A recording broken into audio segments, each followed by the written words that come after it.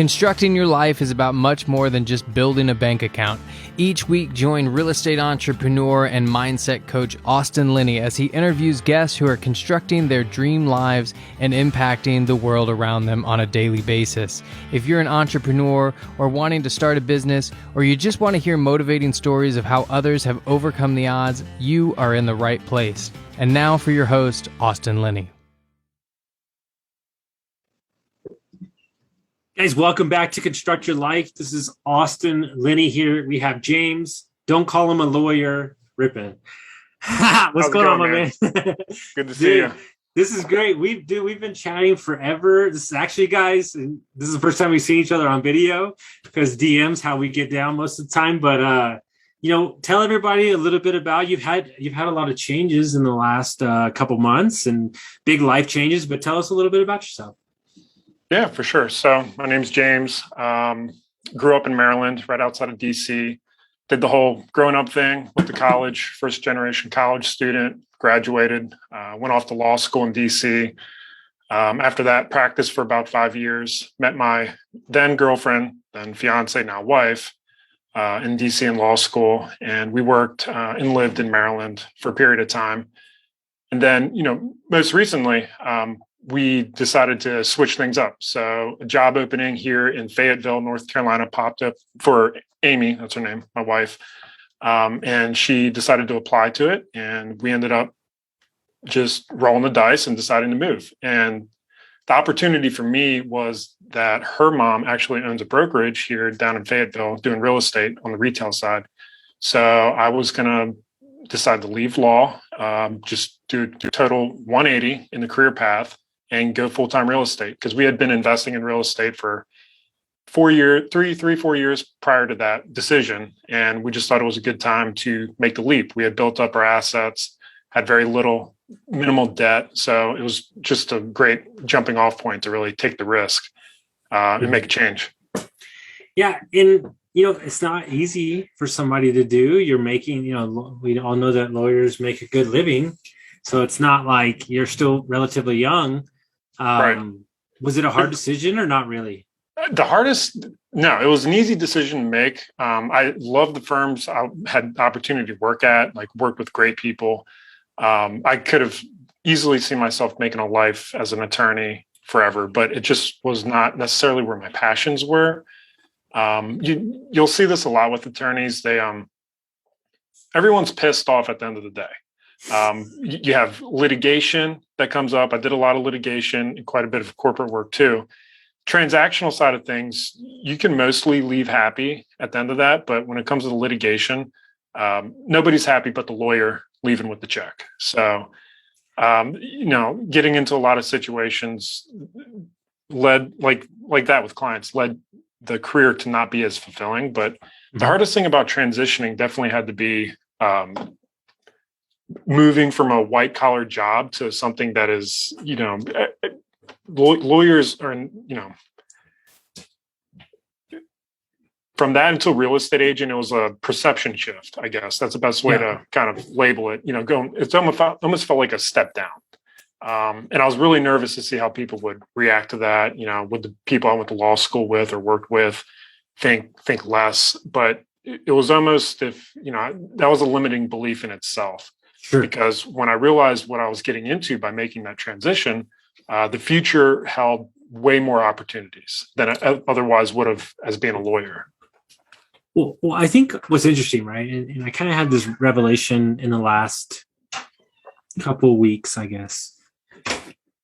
It's not easy, but I think what we're after, and people in general, is even as a lawyer, right? My dad was a high-powered dentist in Texas, probably one of the best. You're making money, really good money, but you're ultimately still hitting up against the ceiling, right? With time or fulfillment or whatever. And with entrepreneurship, as rough as it is and as crazy as I have no money, I have tons of money, I have no money, I have tons of money. But we get to control the actions that predicate whether we have the money or not. And I think you can't really put a price tag on that freedom at the end of the day. I agree. And you'll notice I didn't say I wanted to leave the 9 to 5 because I have no misconception that it's easier or quicker money. Being an entrepreneur is probably the exact opposite of what people think it's going to be when they first start out. And that's why my wife and I decided to build up a portfolio of assets and have a pretty comfortable jumping off point. We're very frugal. We don't spend frivolously. We're good with our money. So it made taking the risk much easier, for sure. So this is what is interesting about you. Maybe it's your law background.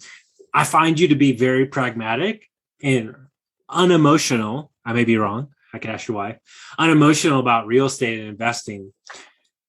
I think that what's talked about a lot when it comes to investing is the flash and dash. The I flip, I wholesale, I do all those things. I feel like you have a very not systematic approach, but I feel like you have a very unemotional kind of plan, right? And that's kind of what my financial advisor talks about. The one you like to make fun of all the time is I had to say that very well. Just messing with you, bro. Crypto's a game. But I think that as young people, you look on Instagram, you see that I don't think a lot of people have a plan. And I feel like, what's kind of your outlook when it comes to when you got started in investing? Well, of course, everyone gets into it. They see the flashy things that are coming across their desk where they can make quick money wholesaling or flipping. But you really have to nail down into what the wealthy people are doing to make the money they're making. And they're doing a few simple things. They're buying with the long-term view in mind. They're doing tax-advantaged business moves. And they're using smart leverage. And they're doing all these things in a combination that really helps compound and grow their wealth exponentially into the future.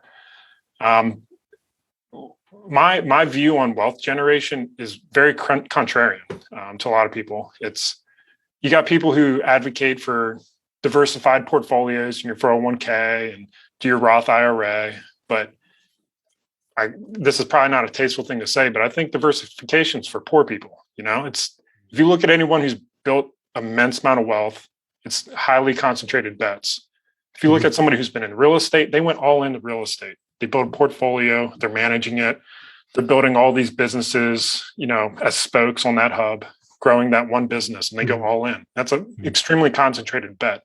Same thing for any entrepreneur that starts a business, so you can, maybe save up a couple $1 million, investing in your 401k and your Roth and things like that. But if you want a $10 million plus portfolio, which I'm not there yet, granted, but these are the things I'm learning from people who are there. You got to make concentrated bets and be willing to take a little bit of risk. But, and that's where kind of coming to that realization, I think, takes some of the emotion out of it. It's just money. It's honestly just money at the end of the day. And money, what is money good for? It's a unit to account for time. That's how I look at it. Okay. So when you see money as an account for time, it kind of gives you a different perception of it. You don't see it as you don't want to hoard your money, that kind of thing, because you're just using it to gain time in the future. That's all money is. So I study a lot of Naval Rocky, like he's my dude, and I'm reading his book for the second time, and I think this is really interesting. I don't know if I ever talked about this. Money and wealth are two different things. Money is I make this amount of money, I'm this profession, and I have this status.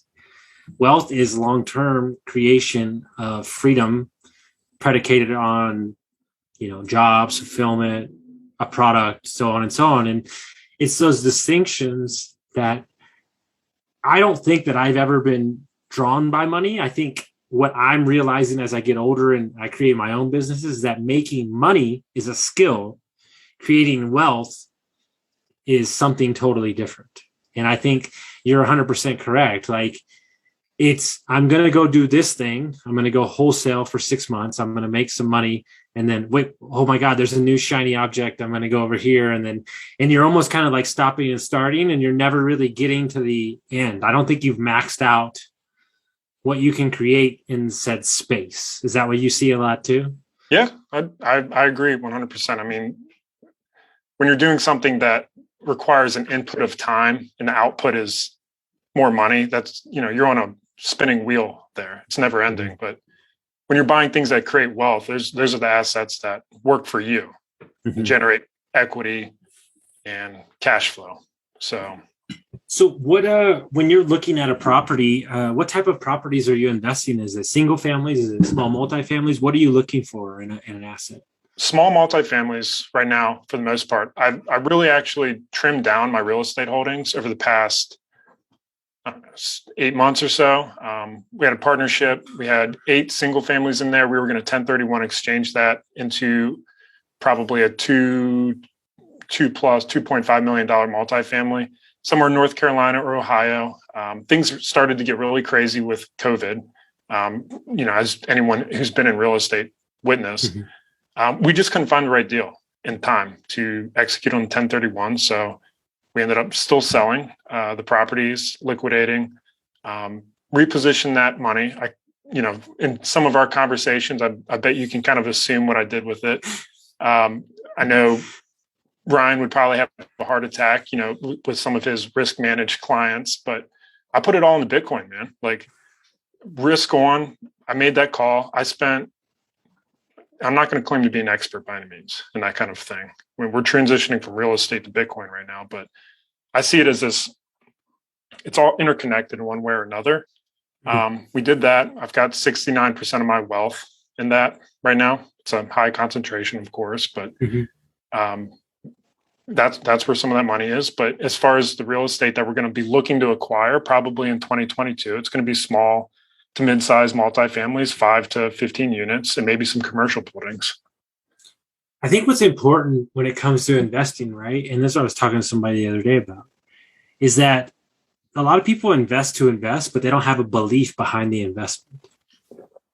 Okay. Right. And what I mean by that is you're comfortable putting your money in crypto because there is a belief that you have behind the power and what it's going to do in the future, right? There's a lot of people. My biggest issue with people when it comes to investing is they're investing to hit a home run instead of investing because they have done their homework or had belief in it. And it's like, you're not going to say, hey, I put in this dollar and this dollar is going to be worth, and granted, that has happened in Bitcoin, but you have to have some rudimentary beliefs in what you're doing. And for me in my life right now, like with where the market is and where I am, like I'm not so much worried about long-term cash flowing wealth as I am transactional wealth, so I can create cash to go put in those long-term things, right? And so you can't really look at everybody's game as the same game because people are, I got divorced, it's different, people are in different aspects. But when you have that belief, there's a lot more comfortable.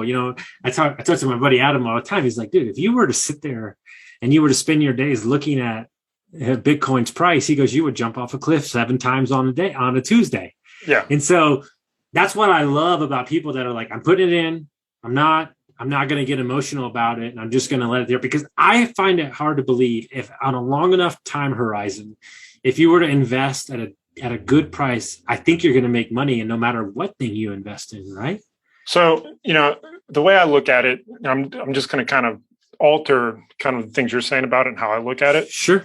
I don't look at it measured in dollars. And I think it's an incredible flaw for people to measure their income and their net worth looking into the future in dollars, because we have a broken monetary system, hands down. Like, stuff is so manipulated. It's ridiculous. If you tried to short the market when COVID started happening, 2020, March, April, May, June, you would have got your face ripped off. Like, the market should have gone down precipitously, but it didn't, because we've got all this intervention from the Fed and Congress. So it was around that period of time that I learned you just simply can't measure in dollars. Here's a fun little exercise.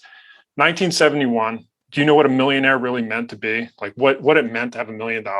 It meant to have 44 average single family houses owned outright. Okay. Right now, millionaire would be about 2.6. That's how much the dollar has collapsed in purchasing power. Okay. So, your standard for being a millionaire back then, 1971 to today, doesn't work. So I now measure my net worth in number of properties and Bitcoin. And that's how I look at it. So these are 2 hard assets that are going to go up in price and value into the future. And that's how I benchmark wealth. Because then the focus is completely different, and you look at it more from like what we're talking about, a less emotional state, more of a business state. That's a really good idea. Because, if let's assume like the government's pumping, a 5.4% figure CPI number down our throat, I think it's probably closer to 8 to 12. If your, goals are monetary goals are based in dollar, you're going to have to add 8 to 12% of that each year that this kind of nonsense continues. So, it was one of those things until we have like a stabilized market that, maybe denominating these kind of goals in a fixed unit basis like the dollar would make sense. But for now, it doesn't. Oh, because every which way that you measure things, right? Meaning, here am I coach, so that hour is worth this much and so on. But if I can go out and buy said properties and that buys back my hours, well, hell yeah. I mean, that's another way to look at it, is just time. Yeah. How many hours do you have to work to save up for that down payment to buy that investment property? Average wages in America aren't really going up fast. I'm not making a political statement with minimum wage things either way. But the fact is like you have to work way more hours now to get into an investment or just a home to own. I mean, that's plain and simple. And one of the areas, just from an overall, and I'd love to hear your opinion why you pick small multifamily. But that's why for me, like I'm very high on like storage unit, trailer, small multifamilies, RV parks, trailer parks, because the buyer pool for that asset as the price continues to skyrocket up is far greater and will continue to stay greater. And so that's why I always caution people, like, don't get me wrong, you can make a ton of money flipping $1 million homes, but I just don't want to operate in a buyer pool that small. Is that the way that you look? Why small multifamilies make sense? Yeah, I mean, I agree with all that. I think that honestly, no matter what route you go, it can make sense. You just need to become an expert in it and execute and take action. Like I know a lot of new investors fumble over, should I flip, should I wholesale, small multi, should I syndicate, self-storage, industrial? It doesn't matter. You just got to get started and become an expert at what you're doing. And you can make money in California just as like you can make money here in Fayetteville, North Carolina. You sent me somebody to kind of help with getting into investment opportunities and just trying to mentor them and get them started, in the real estate game. And a lot of the mental hiccups come around like picking a market, like, some of these things that everyone experiences. But, once you choose what to do, whether it's multifamily or whether it's self-storage or mobile home parks, you become an expert in it. And that's where you really build your equity in your real estate business. Yeah. I have a friend, Tyler Coble, who's a developer and I follow some of the stuff he's does. He's like really good. He's really crazy stuff. Yeah, he's crazy. He's having a crazy year. He's a good buddy of mine. He's tenacious. That would be an understatement. He's in Nashville, right? Yeah, he's in Nashville. I can't even tell you how many projects he's working on right now. It's crazy town. But Bruce Peterson invests with him too. But one of the things that Tyler really blew me away with was when he became an agent after a couple of years, he made a decision that he wouldn't leave a 10-mile radius in East Nashville because it just was a waste of his time. And I'm thinking to myself, like, what? You can't do that. But he became East Nashville guy, and now he's destroying the area. Nobody goes to somebody else. Like that right there is a mindset shift. There's niches and riches, man. I mean, that's what it comes down to. We talk about these people doing Airbnb profiled businesses. A lot of people who can be successful just doing it generally, but it's those that realize how they can niche down into a market and do that specifically, that, the word of mouth business that's generated from that is unparalleled. Well, so there's this guy who put out this book that everybody's talking about. I've read it 3 times already. This dude is a savage. His name is Alec Holmesy. He wrote a book called $100 Million Offers. He's got like 4 books in the series. He started in gyms. He makes so much money, but he talks about, think of your offer, right? And let's say your offer is a checklist to lose weight, all right? And then he went like, yeah, that's great, but that's a general.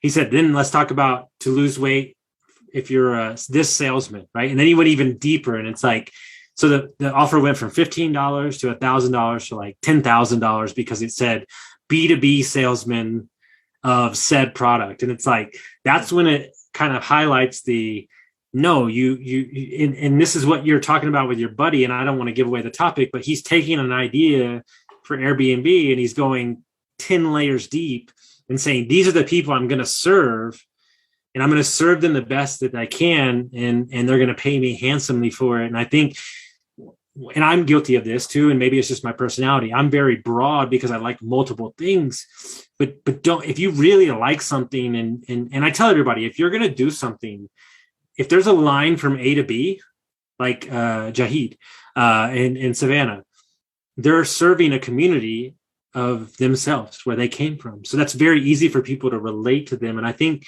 people, especially with Instagram and all this shit, they're not drilling down to that niche, right? And I buy duplexes in these 3 counties and I'm just the best at what I do here, right? And no, I'm going to buy over here and I'm going to buy over there, and where this deal makes sense. And then you wind up buying nothing, and then you wind up having nothing.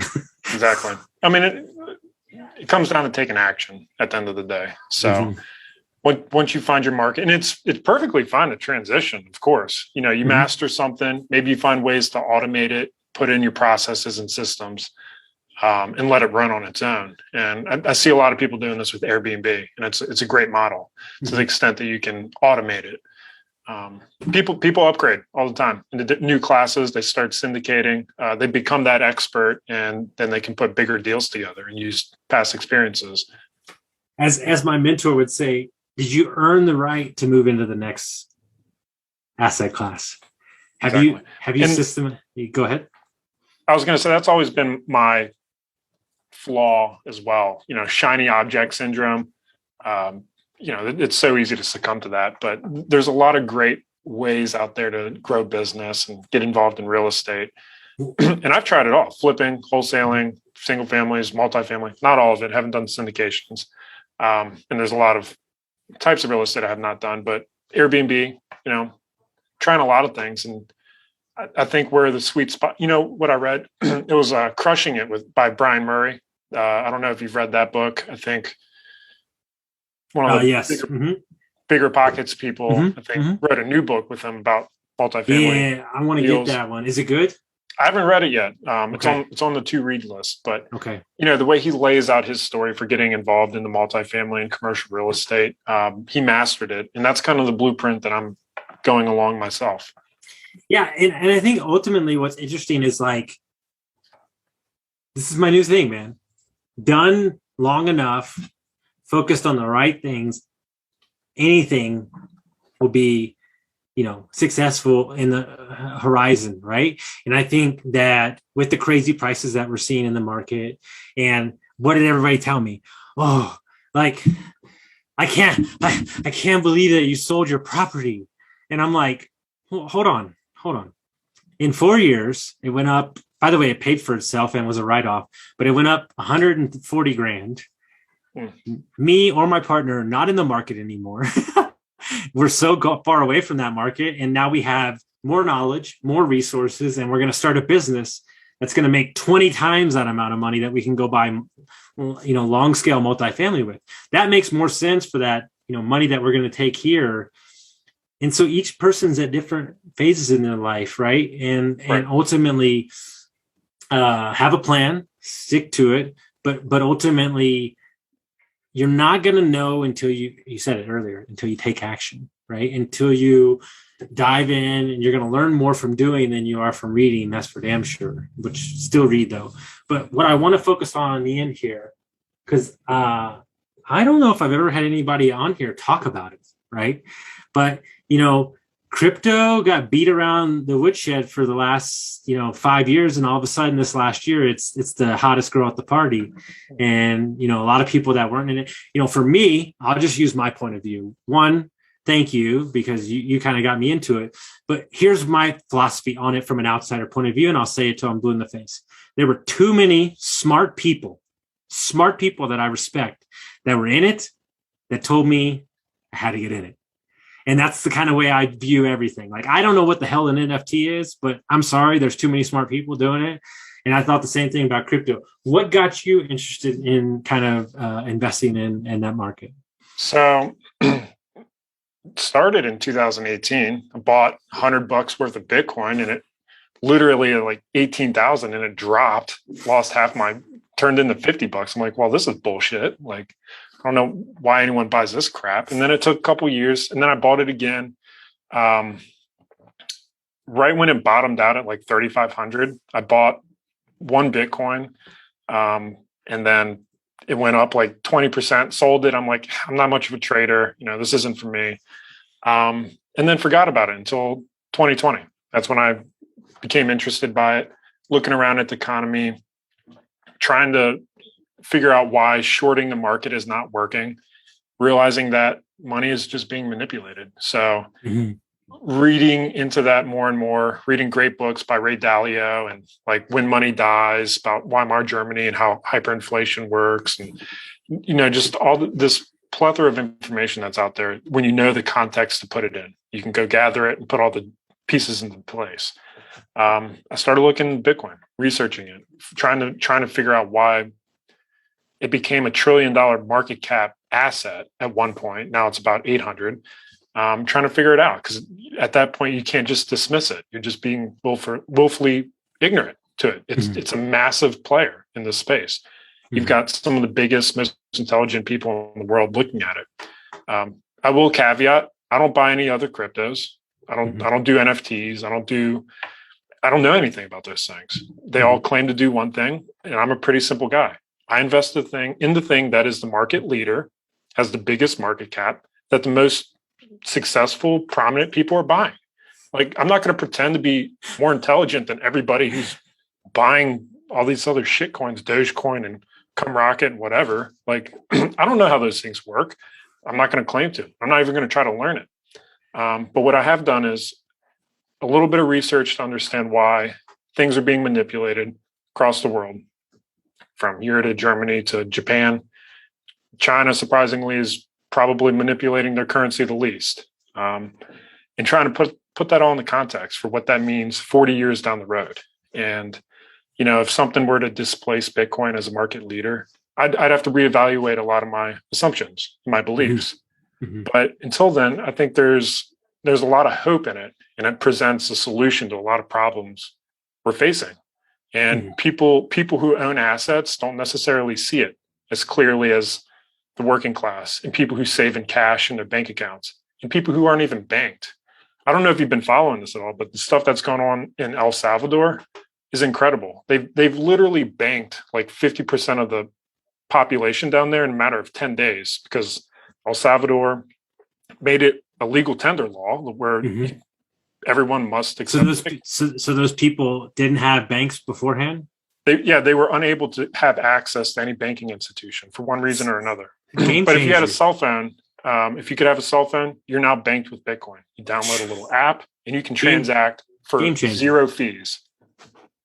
It's ridiculous. It's game changing. Yeah. So they've got this. It's called, when you start to evaluate how money works, you have base layer money that at one time could have been gold. And then you have these layers built on derivatives above that. And you have, what's held as gold could be, when we had a gold standard, considered money. And then you have paper gold, like US currency notes. And then you have derivatives on every other type of money after that. And El Salvador, they're using something called the Lightning Network. And it is a layer 2 money based on top of Bitcoin. So it's this transactional layer where it's almost feeless, it's permissionless, it's super easy to use, and all these impoverished people are able to have an opportunity at economic freedom. And digging into all that rabbit hole, that's kind of what gave me an appreciation for it. Because selfishly, at first, it started like, wow, this thing's going up a shit ton % every year, and then you start to peel back the layers of the onion, and you say, this is actually a bigger conceptual thing that you really have to have an appreciation for, because everyone gets sucked into the number go up narrative, but that's only such a tiny part of the play. Well, I think at the end of the day, I think I love to study behind why people are buying, so on and so on. I think the number one thing that I like is when you take the power out of the people's hand that have had the power forever, meaning collecting their fees and all that shit, is that's when you're disrupting the market. That's when you're allowing Frank over here to become, not as beholden to Wells Fargo or Citibank or something like that. And that's when, if they're getting upset, if Citibank and Wells Fargo are getting upset, then you're probably on the right path. Yeah, it's incredible. I think I tell everyone, do their own due diligence. You'll get your face ripped off if you're trying to leverage trade this thing, and you probably deserve to. Yeah, you probably, if you think you're getting in for a quick ride, don't. No. Yeah. And I listen to Matty A's podcast all the time, and he says, wealth isn't made in the microwave, it's made in the crock pot. But I think that, what some people don't realize is that this is a crock pot play for me. I'm not going to touch this stuff for 40 years, like buying it and holding it. I'm not trading it. Mm-hmm. I think it's going to outperform a lot of other assets over the long term, but you have to be willing to withstand that volatility for years at a time. You got to be down 40, 60, 80%. Dude, I was talking to those guys the other day, and I told them my favorite meme in the entire world, because same thing happened to me. I bought crypto. Boom, it jumped down 30 grand. The James Franco with the noose, and he goes, right. Oh, this is your first time? Welcome to the game. Yeah, welcome to the game, guys. Guys, it takes a little time, but you have to remove some sort of emotion from it and understand there's a calculated risk that you're taking, but also a reward if you know why you're doing it. So if people want to find out more about your journey, they want to follow what you're doing, how would they do that? Yeah, I post all my crazy stuff on Instagram. You can follow me, James_Rippeon, Rippeon. Reach out to me. I'm often trying to help investors get into their first deal too. So I'm working with two people, not charging any money for it either. I'm just wanting to give back and help people get their foot started in real estate, because it's changed my life, and really trying to help other people change theirs. And I know that first deal is what really holds people back. So reach out to me personally if you want some help. Happy to spread some love there. Yes, guys, he is helping. So please reach out. Guys, if you like this episode, send it out to your friends, share it with somebody that will get some value from this. We'll see you next time.